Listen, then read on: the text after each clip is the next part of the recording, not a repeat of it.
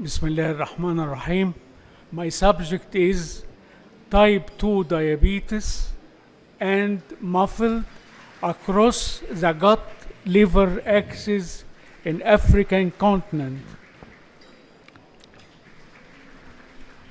Regarding MAFLD and non-communicable disease burden in Africa, the prevalence of MAFLD is estimated in Africa to be 13.5%.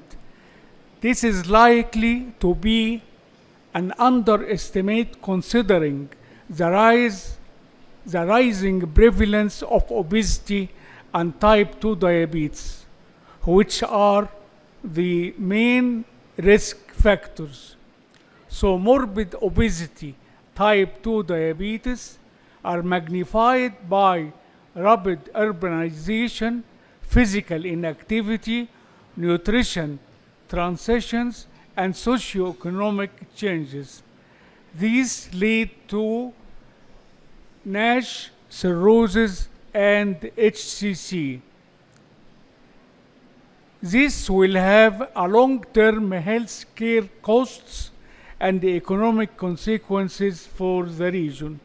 Interestingly, all the age total days, that is disability adjusted life per year due to non-communicable diseases, increased by 67% between 1990 and 2017. Africans with non-communicable diseases are younger by 10 years or more compared with people in other world regions. The high prevalence of HIV in Africa increases the prevalence of metabolic syndrome, diabetes, and MAFLD. Here is the progression of MAFLD, NASH to HCC. It is most probably there is association between diabetes, obesity, and MAFLD in most of the cases. The presence of type 2 diabetes and obesity with MAFLD will accelerate the progression of the disease from normal liver to steatotic liver to inflammatory condition, the NASH, and finally cirrhosis. HCC occur in the inflammatory metabolic stage without cirrhosis, but more frequent in cases with cirrhosis. Both liver fibrosis and type 2 diabetes are promoted by the metabolic endotoxemia linked to intestinal dysbiosis. Regarding the gut microbiome in Africa, there is interplay between the gut microbiome and geographical, lifestyle, genetic, and environmental factors. African countries are exposed to unique environment and follow different diet, sanitation, and hygienic practice, all of which can modify the gut microbiota. So the gut microbiota in Africa is different from other areas. The story of the gut microbiota,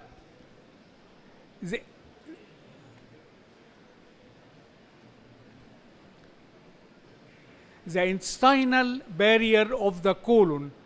Here is in the healthy condition where the microbiota are eubiotic, present in the mucus layer of the intestine. Here is the epithelial layer with contact junction between the epithelial cells. This will lead to controlled transfer of nutrient to the liver. So, from the gut vascular barrier, nutrient will pass to the portal vein to the liver. In the state of dysbiosis, the altered microbiota will increase the permeability. Tight junction is lost between the epithelial cells, so there will be uncontrolled transfer of microbial product to the liver from the gut vascular barrier to the portal vein.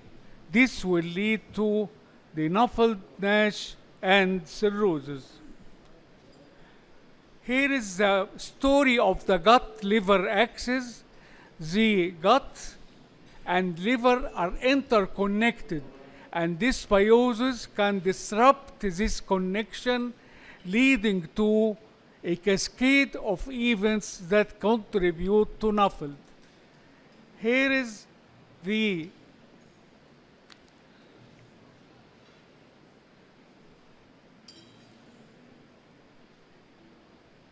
lumen of the gut. Here is the mucin layer when the gut microbiota is present.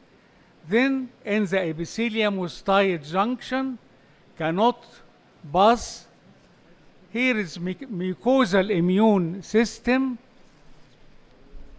When the tight junction were lost, there will be pro-inflammatory product and the microbial metabolite going to the gut vascular barrier. So it will be either nutrient when there is intact epithelium, and in the loss of the intestinal barrier, there will be microbial product and cytokines reach the liver, leading to steatosis, inflammatory condition through the Kupffer cell, and finally activation of the hepatic stellate cells, leading to fibrosis, cirrhosis, and HCC. From the other side, the liver produces the antimicrobial molecules and the primary bile acids. This regulates the intestinal function and the gut microbiota balance. In a state of dysbiosis, there will be absence of the antimicrobial molecules and disturbance in the metabolism of the primary bile acids.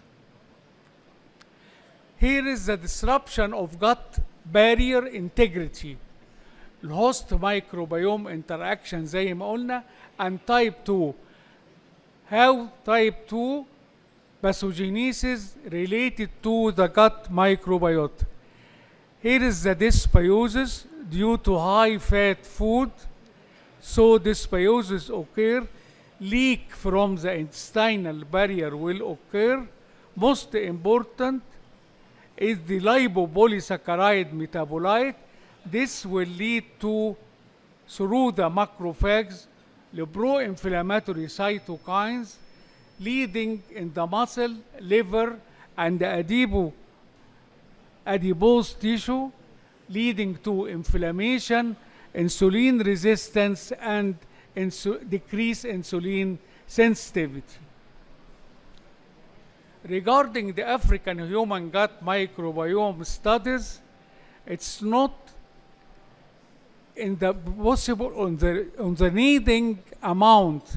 It's somehow rare, especially those not related to HIV. This is study done in Nigeria. Patients with type 2 diabetes, they take stool sample. One case control study فيها 291 patient. This is the first investigation of gut microbiome and diabetes in urban African. Show that type 2 diabetes is associated with compositional changes في gut microbiota, highlighting the possibility of developing strategies to improve the glucose control by modifying bacterial composition in the gut. Africa unique gut microbiome زي ما قلنا could guide new medication. The presence of unique gut microbiome in Africa could guide new medications because, as we mentioned, the gut microbiota in Africa is different from that in other areas. So we are in need to special drugs for the African continent. Lastly, ladies and gentlemen, I have a recommendation that there are significant gap in microbiome research in Africa. There is a need for local leadership, capacity building, intercontinental collaboration, and national government investment in Africa. And thank you very much.